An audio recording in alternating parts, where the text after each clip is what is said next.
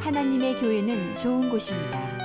감동 있는 예배가 있고 이웃 간의 사랑이 있습니다. 풍성한 나눔이 있고 아름다운 만남이 있습니다. 하나님이 주신 사명이 있는 곳, 성령의 권능이 함께하는 곳, 방황하는 영혼들의 구원의 방주가 되기 위해 믿음과 말씀 안에서 오늘도 빛과 소금의 역할을 다하고 있습니다. 가까운 교회에 나가셔서 예수님을 만나보세요. 꿈과 소망이 있는 밴쿠버 중앙 장로교회.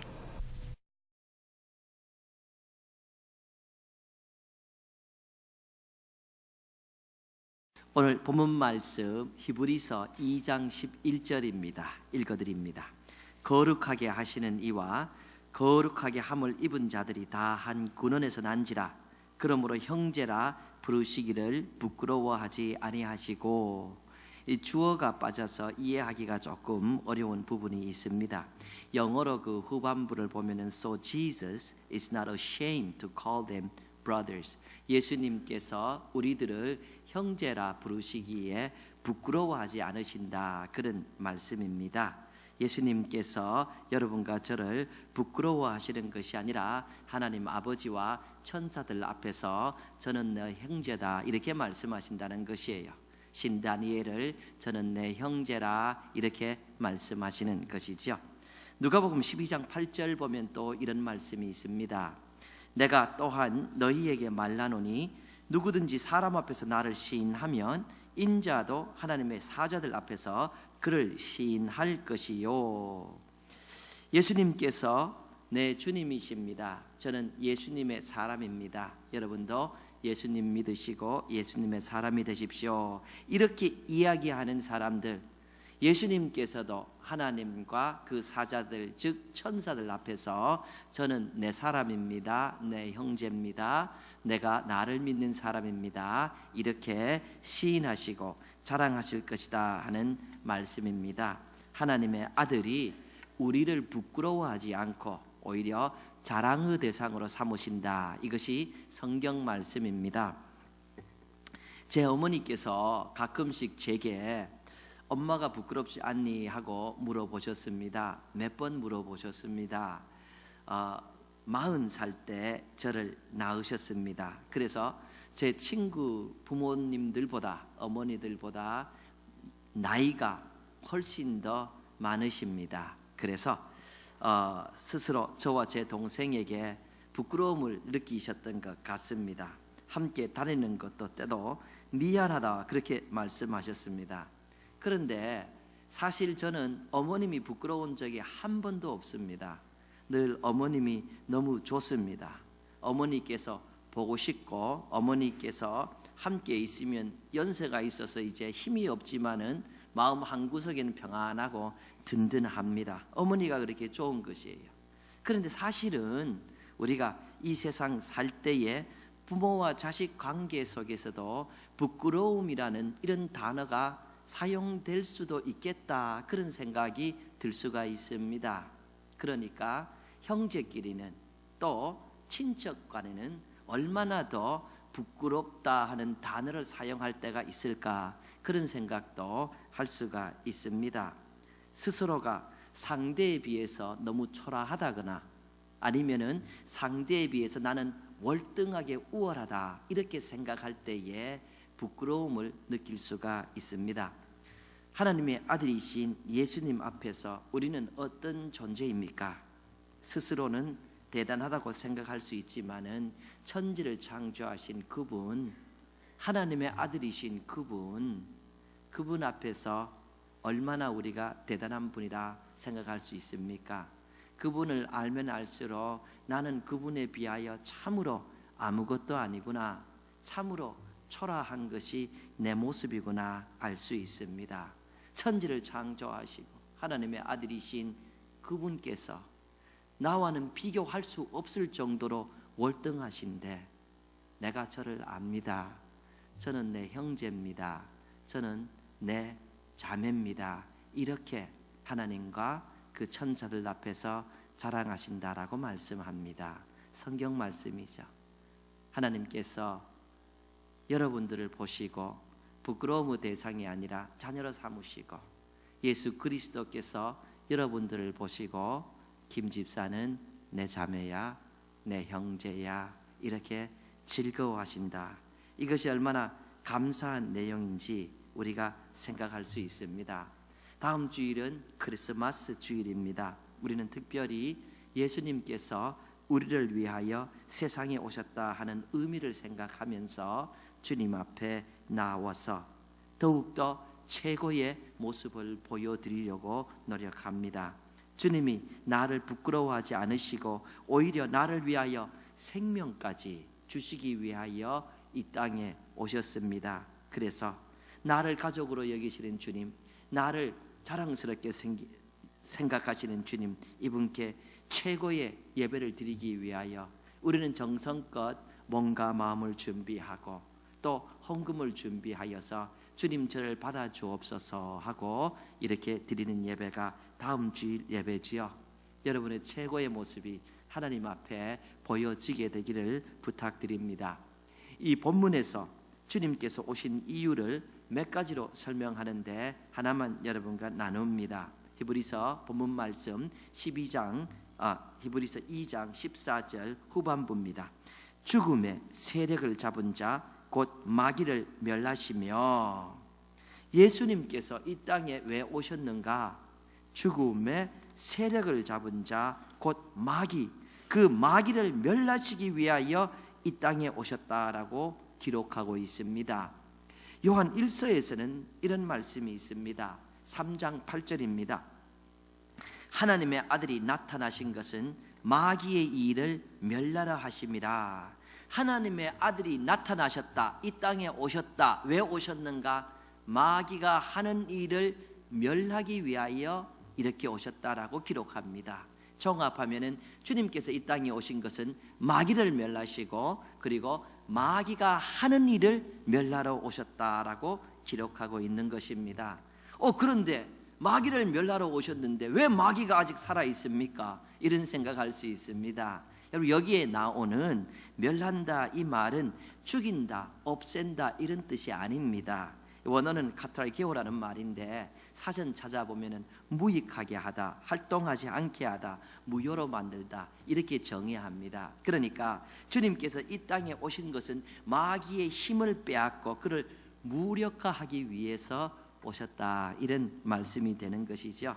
본문 말씀에서 마귀는 죽음의 권세를 잡은 자 이렇게 기록하고 있으니까 또한 그럼 마귀가 우리의 생명을 죽일 수도 있겠네, 죽음의 권세를 잡고 있으니까, 이런 생각도 할 수 있는데 이 또한 잘못 이해하는 것입니다. 우리가 욥기서를 보면 이런 내용을 잘 이해할 수가 있습니다. 욥이 하나님을 잘 섬겼습니다. 하나님이 욥을 보고 저는 참 괜찮은 사람이라, 동방의인이라, 욥처럼 나를 잘 섬기는 사람이 어디 있는가? 마귀가 질투합니다. 그래서 하나님께 하나님, this is not a fair game. 이거 fair, 공정한 게임 아닙니다. 하나님 잘내주시니까 그렇게 하지요. 하나님 잘내주시는 거 다 빼앗아 보십시오. 그러면 욥은 분명히 하나님을 욕할 겁니다. 이렇게 하지요. 하나님께서 그럼 공정하게 하자, 원하는 거 해라 이렇게 하십니다. 그런데 생명은 너가 터치하지 말라, 생명은 너가 해롭게 하지 말라 이렇게 말씀합니다. 이렇게 하여서 마귀가 욥의 모든 것을 빼앗죠. 몸의 질병까지 엄청나게 극심하게 일으켰죠. 그러나 생명을 빼앗지 못하는 것은 하나님께서 허용하지 않았기 때문입니다. 마귀에게는 하나님께서 허용하는 범위 내에서만 활동할 수 있는 리밋이 있습니다. 생명은 잡을 권세가 없죠. 예수님께서 누가복음에 또한 이런 말씀을 하셨습니다. 12장 6절입니다.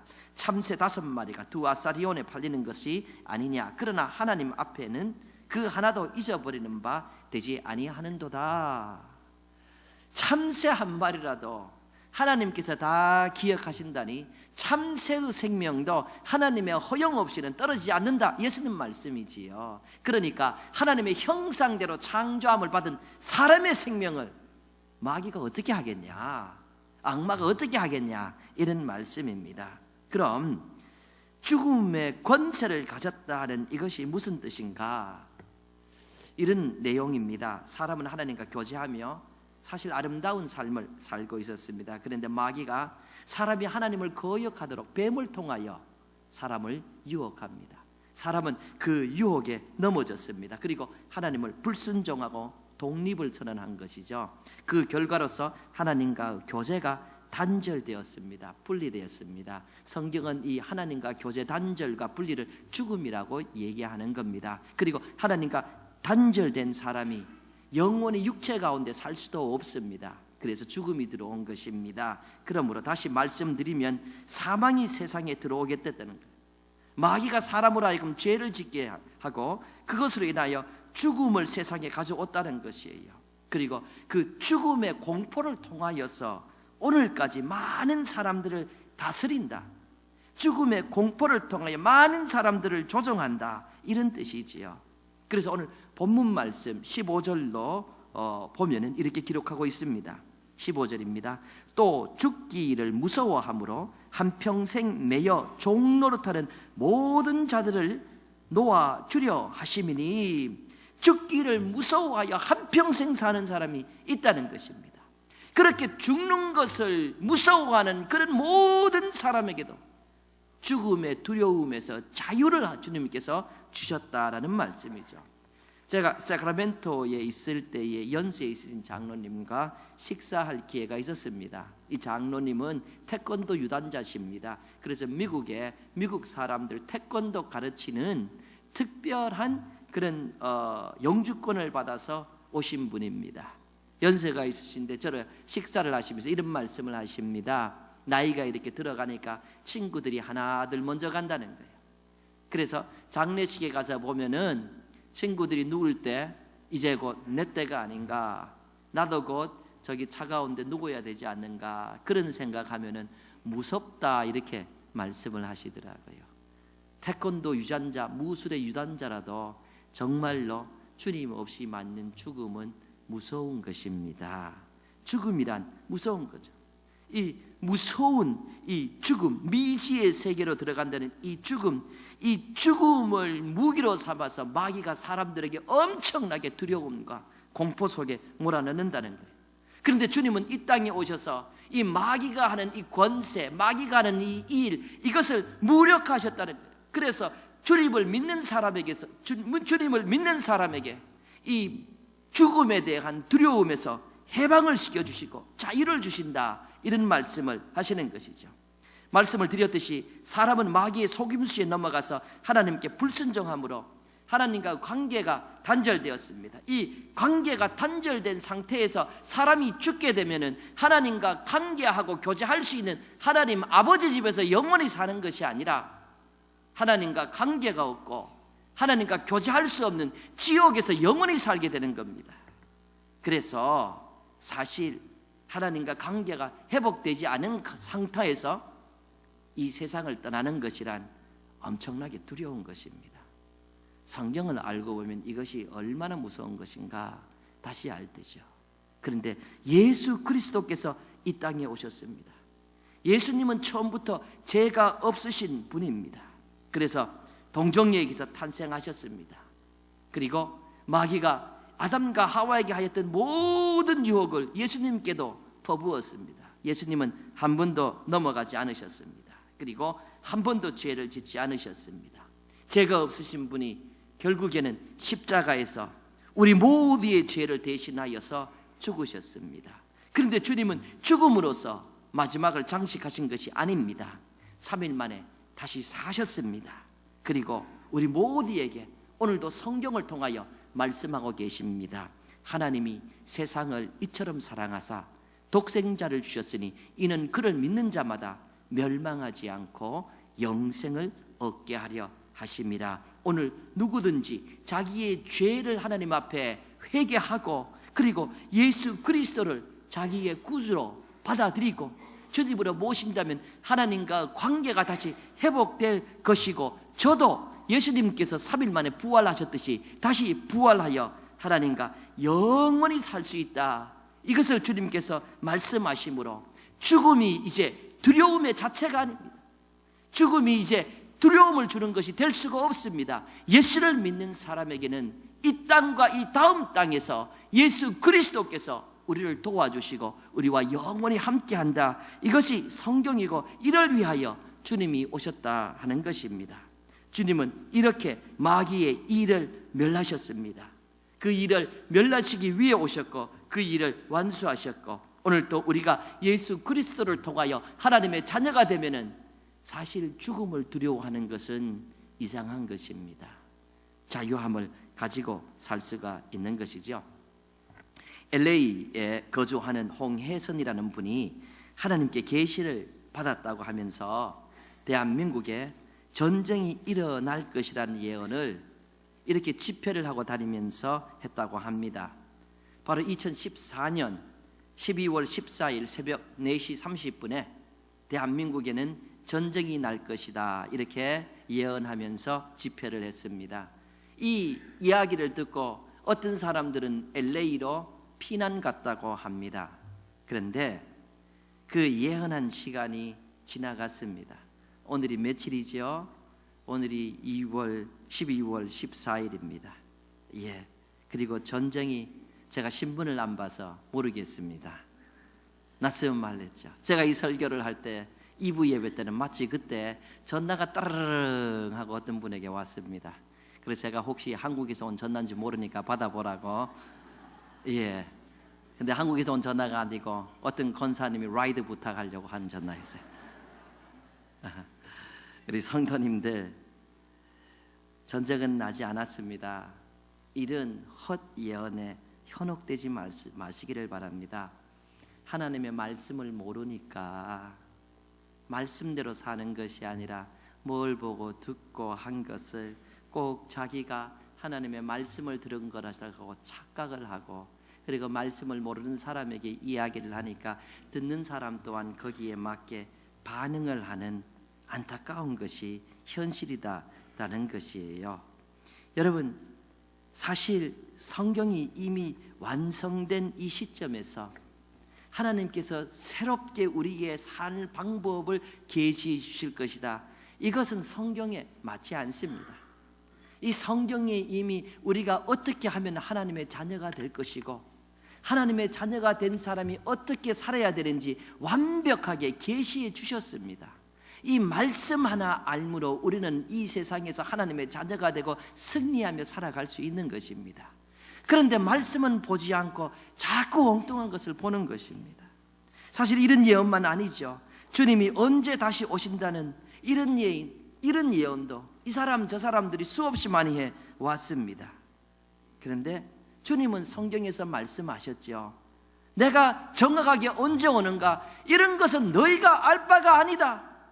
너희는 오직 성령의 충만을 받고 예루살렘과 유대와 사마리아와 땅끝까지 이르러 내 증인이 되리라. 주님은 이런 것 신경 쓰지 말고 나를 자랑하고 전도하는 일에 열심을 다하라, 이렇게 가르쳐 주셨어요. 그런데 주님 가르쳐 주신 거기에는 순종할 생각 안 하고 자꾸 언제 오냐, 신비스러우니까, 조금 더 나보다 더 아는 것 같이 보이니까, 조금 더 신령하게 보이니까, 그런데 유혹되어서 그런데 반응하고 얼마나 피해가 있냐는 것이에요. 성경은 주님이 2000여 년 전에 오셨다라고 말씀합니다. 주님은 마귀를 멸하시고 마귀의 일을 멸하시기 위하여 오셨습니다. 우리를 부끄러워하지 않으시고 우리를 위해서 대신 죽으시고 마지막 때가 되면 다시 오신다고 약속해 주셨습니다. 그러므로 우리는 주님이 다시 오실 때까지 우리에게 생명을 주신 주님을 예배하며, 특별히 주님 오셨다라고 우리가 기념하며 또 감사하는 크리스마스 주일에는 더욱더 최고의 모습을 올려드리는 것입니다. 우리는 성경 안에서 하나님의 뜻을 알아야 합니다. 오늘 저는 우리 성도님들이 성경에 기록된 대로 주님이 살아계시다 하는 것을 분명히 믿으시기를 부탁을 드립니다.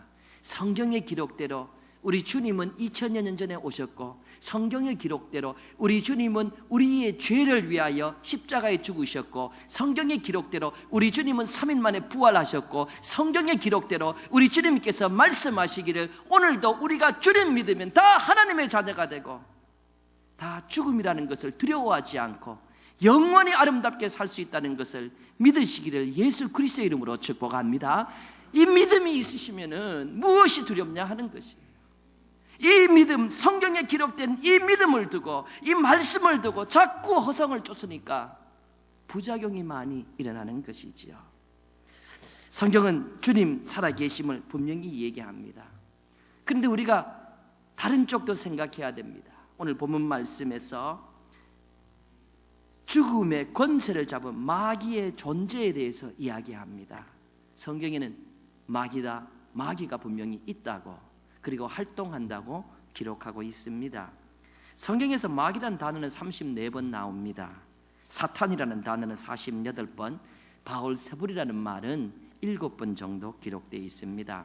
마귀는 원어로서 디아블로스, 게임도 그런 것이 있어요.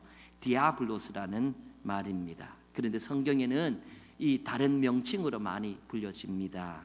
바알세불, 원수, 사단, 거짓의 아비, 이 세상 임금, 공중 건세 잡은 자, 참송하는 자, 무저갱의 사자, 예뱀, 이런 여러 가지 이름으로 등장합니다. 성경 곳곳에서 이런 것을 기록하고 있고, 그리고 이 마귀는 아직도 활동하고 있다 하는 것이 기록되어 있으므로 우리 성도님들은 마귀의 존재와 이것이 활동하고 있다는 것을 아셔야 되는 것이죠. 마귀는 언제까지 이렇게 활동하는가? 성경이 이렇게 기록하고 있습니다. 계시록 20장 10절입니다. 또 그들을 미혹하는 마귀가 불과 유황못에 던져지니 거기는 그 짐승과 거짓 선지자도 있어 세세토록 밤낮 괴로움을 받으리라.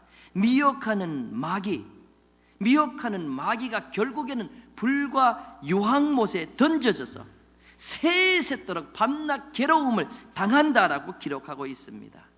마귀의 결국은 지옥입니다. 마귀는 지옥의 주인이 아닙니다. 가끔 말씀드렸듯이 할리우드 영화에 나오는 어떤 포크형 창을 가지고 마귀가 그 지옥에 온 사람들을 자꾸 괴롭히는 이런 모습이 성경의 모습 아닙니다. 성경의 모습은 마귀도 지옥에서 엄청난 고통을, 최고의 고통을 당한다고 합니다. 결국에는 그렇게 될 것이 운명입니다. 그러나 그렇게 되는 마지막 순간까지 마귀는 활동한다는 것입니다. 무슨 활동을 하는가? 예수님께서 이런 말씀하셨습니다. 누가복음 8장 말씀입니다.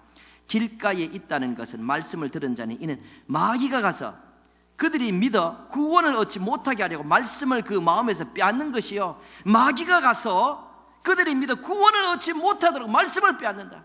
마귀가 무엇을 하는가? 예수님께서 가르쳐 주신 것은 구원 얻지 못하도록 오늘도 활동하고 있다는 것입니다. 구원을 받지 못한 사람 어떻게 해서든지 구원을 받지 못하도록 마귀가 미혹하고 거짓하고 말씀을 받으면 그 말씀을 빼앗아버리는 그런 일을 한다는 거예요. 그래서 말씀을 듣지만은 다른 생각하게 하고, 말씀을 듣지만 빨리 잊어버리게 하고, 말씀을 듣지만 그 말씀이 아무런 역할을 하지 못하도록 마귀가 사람을 괴롭힌다, 이렇게 성경이 기록하고 있습니다. 여러분, 마귀는 사람이 구원을 받아 하나님의 자녀가 되는 것을 아주 싫어합니다. 마귀는 한 사람이라도 더 자기와 함께 지옥에 빠지기를 원한다. 성경 기록이지요. 그러니까 마귀는 여러분을 좋아하지 않습니다. 마귀는 하나님의 자녀들을 좋아하지 않습니다. 마귀는 하나님께서 명령하신 너희는 가서 모든 족속으로 제자를 삼아 아버지와 아들과 성령의 이름으로 세를 주고 내가 너희에게 분부한 모든 것을 가르쳐 지키게 하라. 전도하고 말씀 전하는 사람을 좋아하지 않습니다. 지독하게 미워합니다. 지독하게. 그래서 그런 사람의 일을 방해하죠.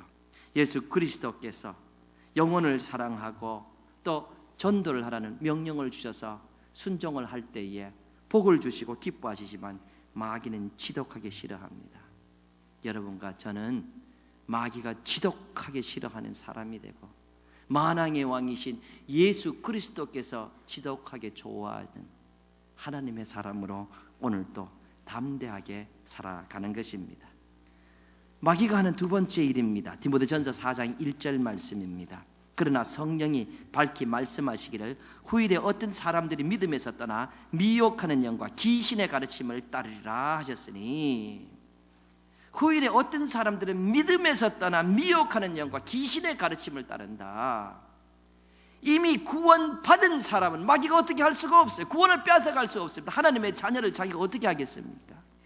구원받지 못한 사람은 예수 믿지 못하도록 말씀을 빼앗아가는 것이, 이것이 마귀가 하는 일이고, 이미 구원받은 사람은 하나님의 일을 하지 못하도록 오늘 미혹하고, 오늘 이 좌절을 주고 어렵게 하고, 그래서 믿음에서 떠나서 하나님의 일을 못하는 사람들이 생기게 하는 것이, 이게 마귀가 하는 일이다라고 합니다.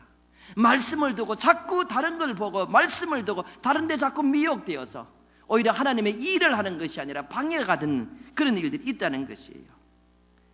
다미 성교회가 예수님께서 1992년 11월 28일에 다시 오신다고 그렇게 예언하고 그렇게 집회하고 해서 대한민국의 수많은 사람을 유혹하지 않았습니까? 그리고 거기에 얼마나 많은 사람들이 또 반응하고, 그래서 가정이 파탄나고 사회적으로 굉장히 큰 피해가 있었습니다. 그래서 주님 믿는 데에서 사람들을 오히려 멀리하고 교회를 오히려 이상하게 만들어버리고, 그렇게 해서 하나님께 영광 돌린 것이 아니라 오히려 영광 갈아지고, 이렇게 헛것을 통하여 유혹하고 미혹하는데 말씀을 모르는 사람들이 그런 데 따라간다는 거예요. 그래서 오히려 참으로 예수를 믿지만은 아름답지 못한 그런 모습을 보인다는 것이. 마태복음 24장 24절 말씀입니다. 거짓 그리스도들과 거짓 선지자들이 일어나 큰 표적과 기사를 보여 할 수만 있으면 택하신 자들도 미혹하리라. 택하신 자들도 미혹하리라. If that were possible. 할 수만 있으면은 이미 예수를 믿어서 구원을 받고 하나님의 사람으로 살아가는 사람도 미혹하여서 주의 일을 하지 못하도록 하는 것이, 이것이 마귀가 하는 일이다, 이렇게 얘기합니다. 택한 자들을 어떻게 미혹하는가? 요한복음 13장 2절 말씀입니다. 이렇게 기록하고 있습니다. 마귀가 벌써 시몬의 아들 가룟 유다의 마음에 예수를 팔려는 생각을 넣더라. 생각을 넣는다는 거예요. 생각을, 예수를 팔려는 생각을, 불순종할 수 있는 생각을 연다는 거예요. 좌절하는 생각을 연는다는 거예요. 여러분의 생명을 앗아갈 수 없습니다. 여러분의 영혼을 앗아갈 수 없습니다. 하나님의 권세 안에 있습니다. 그러나 여러분 마음속에 부정적인 생각, 여러분 마음속에 불순적인 생각, 불순종적인 생각, 절망의 생각을 주어서, 여러분 절망하는 사람이 주의 일을 할 수 있습니까? 불순종하는 사람이 하나님 기쁘시게 할 수 있습니까? 그렇게 만들어서 오늘도 마귀는 자기 편으로 택한 자라도 미혹한다라고 기록하고 있습니다. 계시록에 요한계시록 12장 9절 말씀입니다. 큰 용이 내쫓기니 옛뱀 곧 마귀라고도 하고 사탄이라고도 하며 온 천하를 꿰는 자라. 그가 땅으로 내쫓기니 그의 사자들도 그와 함께 내쫓기니라. 성경 말씀이죠. 마귀, 이 사탄이라고 하는 자는 온 천하를 깨는 자, 온 천하를 통하여서 하나님 믿지 못하게 하고, 하나님 믿는 사람은 미혹하여서 하나님 일 하지 못하게 하는 것이, 이게 마귀라고 성경이 기록하고 있어요. 그런데 이 사탄이 혼자 일하는가? 그가 땅에 내쫓기니 그의 사자들도 그와 함께 내쫓기니라. 사자란 말은 영어로 보면 His angels with him, 천사들 얘기하는, 타락한 천사들을 얘기하는 거예요. 그래서 이 마귀가 타락한 천사들과 함께 악마로서 혹은 귀신으로서 오늘도 사람들을 유혹하고 두려움을 주고 어려움을 준다는 거예요. 괜히 무섭게 한다는 말씀이죠. 예수님께서 이미 십자가를 주시고 부활하심으로 승리하셔서 우리는 죽음을 두려워할 필요가 없는데 공포심을 주고 어려움을 주어서 사람으로 하여금 주님 못 믿게 하고, 그리고 주의 일하는 사람 주님 섬기지 못하도록 하는 것이, 이게 마귀의 일이다라고 기록하고 있습니다. 이 C.S. 루이스가 쓴 책에 보면은 아주 우스꽝스러운 이야기가 하나 있습니다. 말씀 전하고 여러분이 말씀을 마치겠습니다. 인간들을 멸망시키기 위하여서 이 악마들이 만나서 회의를 합니다. 회의의 주제는 사람들을 어떻게 무능하게 할까? 사람들을 무능하게 하는 법, 방법, 이것을 위해서 악마들이 이야기를 합니다. 한 마귀가 얘기합니다. 우리 사람들에게 병을 줍시다. 병을 주어서 사람들이 그냥 아무 일도 못하게 합시다. 이렇게 합니다. 그런데 다른 마귀가 얘기하죠. 그렇게 병을 주어도 어떤 사람들은 병이 있으면 있을수록 하나님 앞에 더 나가고 더 기도하고 더 열심히 믿음 이 말씀 붙드니까 병 주어서는 안 된다는 거예요. 다른 마귀가 얘기합니다. 그럼 사람에게 좌절할 수 있는 실망스러운 일을 자꾸 줍시다. 다른 마귀가 얘기하죠. 그것도 안 된다. 실망할 일이 있어도 내게 능력 주시는 자라서 내가 모든 것을 할 수 있느라, 이런 말씀 붙들고 사람들이 계속 하나님 알 것 아니냐. 그것도 안 된다 합니다. 그러자 어떤 나이 많은 악마가 일어나서 이렇게 얘기합니다. 인간들에게 나중에 차차 하자는 생각을 집어넣자 합니다. 그 일 하라는 거예요. 하나님 일도 하고 원하는 일을 하라는 거예요. 그런데 오늘 하지 말고 내일 하면 된다라고 우리가 얘기를 하자. 내일 되면은 또 그 다음날 하면 된다고 우리가 이야기하자. 그렇게 해서 그 다음날 하다 보면은 나중에 늙어버릴 것이고, 그러면은 무능하게 능력 없이 인생을 살다가 자멸할 것이다 합니다. 다른 악마들이 그 얘기를 듣고 역시 지혜롭습니다 하고 오늘도 그 방법을 사용한다. 이런 우스꽝스러운 이야기가 책에 있습니다. 여러분 어떻게 생각하십니까? 사실 저는 목회하면서 내가 리타일 하면은 하나님의 일을 많이 하겠습니다, 이런 이야기를 자주 들었어요. 꽤 많이 들었습니다. 또 어떤 분은 이것만 해놓고 저것만 해놓고 그렇게 많이 했습니다. 근데 사실 리타일 한 다음에 더 열심히 주님 섬기고 더 활력 있게 사는 사람이 몇 명이나 더 있습니까? 여러분 리타일 하지 마세요. 할 수만 있으면은 은퇴라는 거 하지 마시고 오늘을 열심히 사는 사람이 지혜로운 사람입니다. 내가 이것만 해놓고 저것만 해놓고 아이만 길러놓고 사업만 해놓고 집만 사놓고 그러면 내가 이런 것을 하겠습니다. 막상 그 다음에 더 열심히 더 활기차게 하는 사람은 별로 없습니다. 거의 없습니다. 그 책은 마귀가 이런 방법을 오늘도 사용한다라고 기록하고 있죠. 크리스마스는 우리 예수님께서 우리를 위하여 마귀의 사망 권세를 멸하러 오신 날입니다. 주님은 그렇게 오셔서 마귀의 권세를 다 멸하셨습니다. 그리고 그 주님은 우리를 가르쳐서 형제라 하고 자랑스럽게 말씀을 하십니다. 우리도 내일이 아니라 오늘 주님, 저도 주님의 사람, 주님이 자랑스럽고 주님 때문에 제가 기쁩니다. 저를 사용하여 주시옵소서. 저를 오늘 사용하여 주옵소서. 주님께 드리는 우리 모두가 되기를 예수님의 이름으로 축복합니다. 아멘. 하나님의 교회는 좋은 곳입니다. 감동 있는 예배가 있고 이웃 간의 사랑이 있습니다. 풍성한 나눔이 있고 아름다운 만남이 있습니다.